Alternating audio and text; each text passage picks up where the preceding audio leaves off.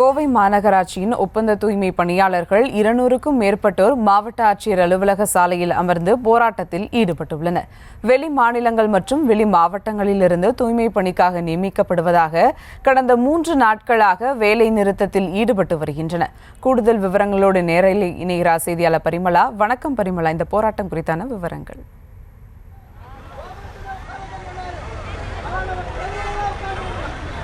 சுபா, தற்பொழுது நாம் நின்று கொண்டிருக்கக்கூடிய பகுதியானது கோவை மாவட்ட ஆட்சியரிடம், அதாவது கேட்டின் முன்பகுதியில் சாலையில் தான் நம்ம தற்பொழுது நின்று கொண்டிருக்கோம். கிட்டத்தட்ட 500க்கும் மேற்பட்ட அதாவது தூய்மை பணியாளர்கள் இங்கு போராட்டத்தில் ஈடுபடக்கூடிய அந்த காட்சிகளையும் நம்மால் நேரடியாக பார்க்க முடிகிறது.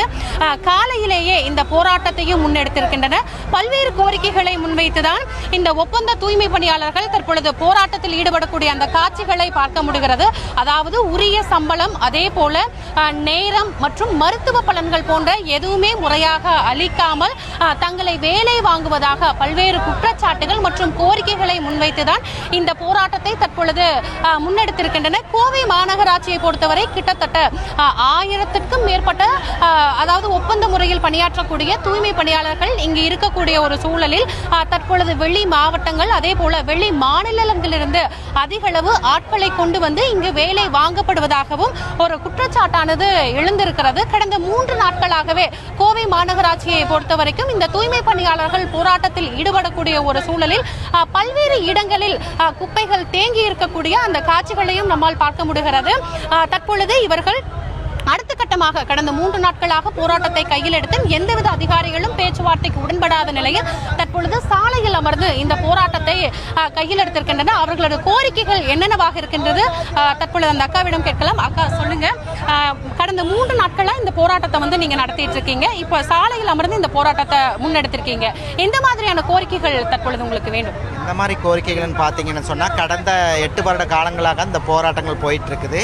இதில் பார்த்தீங்கன்னு சொன்னால் எங்களுடைய பிஎஃப் இஎஸ்ஐயுடைய பணம் 9 கோடி ரூபாய் வந்துட்டு மறைக்கப்பட்டுக்கிறாங்க. அந்த பணம் எங்கே போச்சுங்கிறது எங்களுடைய கேள்வி. எங்களுடைய பிஎஃப் இஎஸ்ஐ எல்லாம் எதையும் சரிவர இங்கே வந்து எங்களுக்கு கொடுக்கறதில்ல. சம்பளம் அதை வருஷத்துக்கு ஒரு தடவை இன்க்ரீஸ் பண்ணணும். ஆனால் 2023 15,000 சம்பளம் கொடுக்கப்பட்டது. அதுக்கப்புறம் பார்த்தீங்கன்னா 2024 25 கூட ஆயிடுச்சு. இன்னும் சம்பளம் உயர்த்தப்படலை. நிரந்தரமான பணி தரவுன்னு சொன்னாங்க, ஆனால் அதுவும் செஞ்சு கொடுக்கல. எங்களுடைய ஒட்டுமொத்த கோரிக்கையும் 152ங்கிற அரசாணையை வந்து ஒழிக்கணும். அதுக்கப்புறம் பார்த்திங்கன்னா எங்களுக்கு பணி நிரந்தரம் தரணும். வெளி மாநிலத்தவர்கள் கொண்டு வந்து இங்கே வேலை செய்யக்கூடாது. இது சமுதாய நோக்கில் பார்த்திங்கன்னா இது வந்து வன்முறையை தூண்டக்கூடிய ஒரு விஷயமா இருக்குது. எப்படின்னு பார்த்திங்கன்னா நம்ம மாநிலத்துக்கும் வட மாநிலத்துக்கும் ஒரு எதிர்ப்பு உண்டாக்குற மாதிரி மாநகராட்சி உருவாக்கி கொடுக்குது. அது ஒருபோதும் நாங்கள் அனுமதிக்க மாட்டோம். இது எங்களுடைய ஒட்டுமொத்த தூய்மை பணியாளர்களுடைய கோரிக்கை.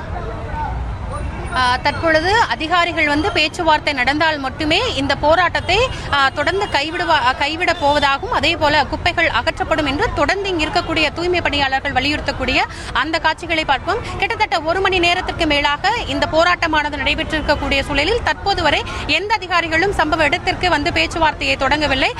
கிட்டத்தட்ட 100க்கும் மேற்பட்ட காவலர்கள் இந்த பகுதியில் குவிக்கப்பட்டிருப்பதால் தொடர்ந்து ஒரு பரபரப்புடன் காணப்படுகிறது. களத்திலிருந்து விவரங்களை வழங்கியமைக்கு நன்றி பரிமளா.